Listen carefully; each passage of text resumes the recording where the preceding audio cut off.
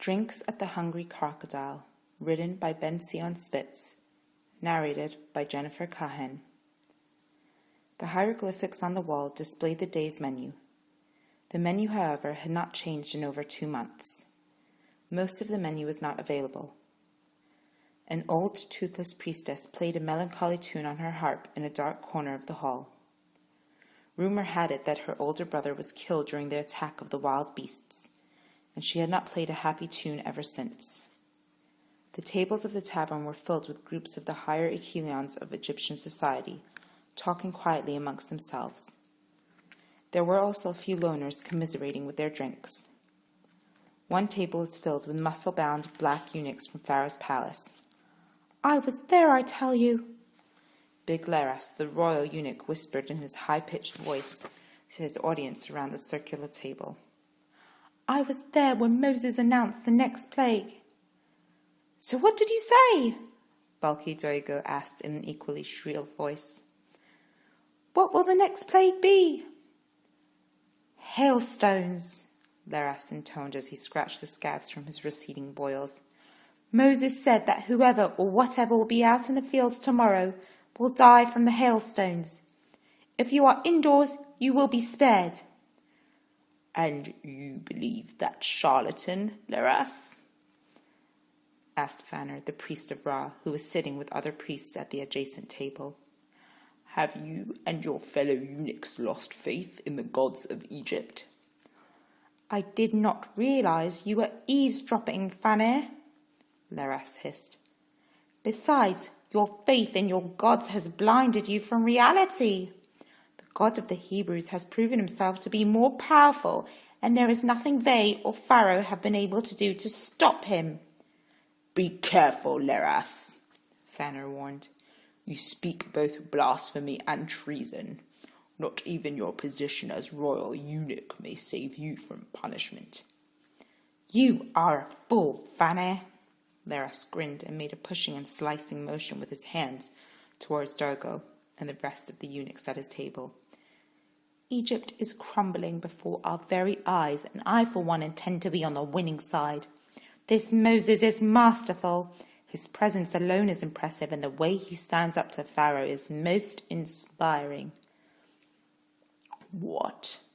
You wish to join with him in their worship in the desert?" Fanner asked. "You are truly brainless," Laras grinned even wider. "Do you for a moment believe his god is going through all this trouble merely for a day of worship? They mean to be free and to leave Egypt. Any fool can see that. But you, it seems, are not even a fool." Fanner glanced around the tavern, his face turning red from embarrassment. He looked meaningfully at his fellow priests. "I shall not allow such an insult to go unanswered," Fanner declared to his tablemates.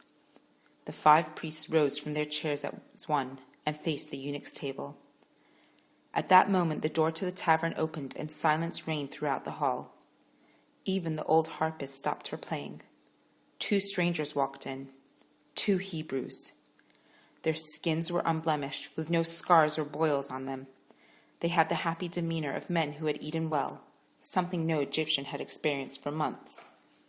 They swaggered into the tavern carrying a fresh side of beef between them. "Ho, innkeeper!" the taller Hebrew, Datan, called out. "We heard you Egyptians have not had fresh meat for some time." "What is that to you, slave?" Parnat, innkeeper of the Hungry Crocodile, responded. All eyes were focused on the exchange. "Oh, we just thought you might indulge your taste buds with something other than the blood-soaked fish you seem to enjoy so much." Datan teased. "Yeah," the shorter Hebrew Aviram added. "We also heard how popular frogs became on your menu. Boiled frogs, baked frogs, grilled frogs, frog pie. And what was our favorite, Datan? Oh yeah, stuffed frog with frog stuffing. If the plagues were not enough, perhaps your menu will kill you." Ah! Datan and Aviram laughed unkindly. "You Hebrews think you are funny," Fanner the priest called out from his table. Laugh now, but do not forget that you are still slaves. Slaves? Datan asked mockingly. You are behind the times, priest. We will soon be rid of our Egyptian taskmasters. Before long, our God will be through with you.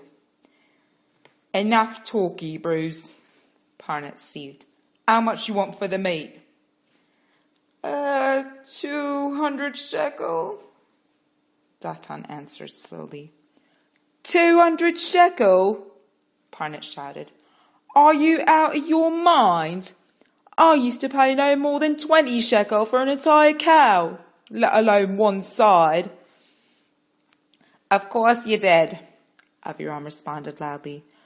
But that was before the wild animals ravaged the herds and the pestilence decimated them.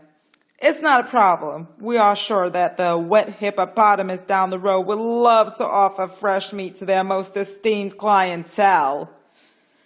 Now, my dear Hebrews. Parnett put out his hands in appeasement. There is no need to drive such a large bargain. Let us sit in the back room and reach an equitable price without disturbing the customers. Lead the way, good innkeeper, Datan replied and winked at Aviram. They followed Parnett behind the counter and into the kitchen, still carrying their fresh meat. The Egyptians were salivating at the carcass. You see, Finnar? Lara snickered, pointing at the existing Hebrews. This is just the beginning. In the end, Egypt might be begging from the Hebrews for more than just some fresh meat. You priests are such a wretched lot. I cannot believe you still pray to your pathetic gods for help. Your intransience is outrageous, Finnar bellowed, pounding his fist on the table. The Hebrews may have the upper hand right now, but your rebelliousness is inexcusable. I shall report you to Pharaoh personally, and I'll be happy to supervise your execution. Leras motioned to the other eunuchs. Doigo got up smoothly, turned around, and suddenly pushed the priest closest to him. Hey, watch it, you clumsy fool! Doigo yelled at him. The startled priest pushed Doigo back. Well, what are you doing? I did nothing. Nothing? You call this nothing? Doigo's shriek reverberated throughout the tavern. Doigo then smashed his beefy fist into the priest's confused face. The impact made a satisfying crunch sound as Doigo broke the priest's nose. A second later, the priest was propelled into the table. Fight! Some customer yelled, and the entire tavern was on its feet. Leras picked up his table and threw it, plates, cups, and all, towards the priest. Then the fighting started in earnest. Chairs were broken on people's heads, bodies went flying through the air. There was a high concentration of white priest robes mixed with muscular black bodies in the center of the melee. Excited by the action and showing more life than she had since her brother's death, the old priestess played a merry tune. In the midst of the chaos, Leras closed in on Finnar. He grabbed Finnar by the collar and discreetly pulled out a knife. Say your prayers quickly, priest. You can no longer threaten a man and expect to get away with it. You dare not harm me, eunuch. I am a sanctified priest of the mighty god Ra. You will suffer eternal damnation in the underworld if you harm me. I doubt it, Leras whispered as he quietly thrust his blade between the priest's ribs. Finnar crumpled to the floor, joining other unconscious priests. Parnett, followed closely by Datan and Aviram, ran out of the kitchen into the main hall. What's going on here? Parnett wailed. It is truly pleasant to see the Egyptians fighting with each other, Datan commented. Yeah, we should come here more often, Aviram approved. Perhaps we can even sell tickets for viewing.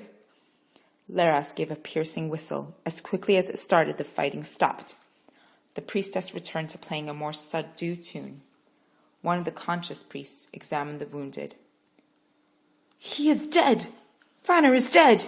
He has been stabbed! Perhaps he just tripped during the fighting, Leras explained while displaying the blood on his hand. If anyone wants to make an issue of it, Leras looked menacingly at the priests, they may find themselves tripping as well. No, Leras, the priest stuttered and took a step back.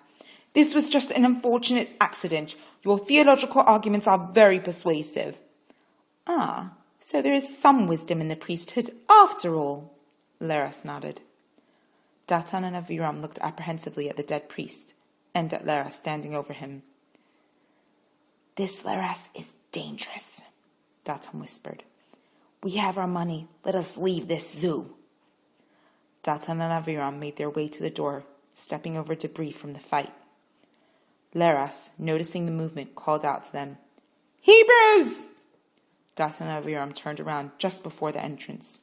We do not want any trouble, Datan stammered. We did not see anything. I have a message for your Moses. And what would that be then? Aviram breathed, turning back towards the entrance. Tell Moses that the palace eunuchs are with him. We support his struggle, and we will follow him. Leras raised his bloody hand. Whether he likes it or not. This has been Drinks at the Hungry Crocodile, written by Ben-Tzion Spitz, narrated by Jennifer Kahen.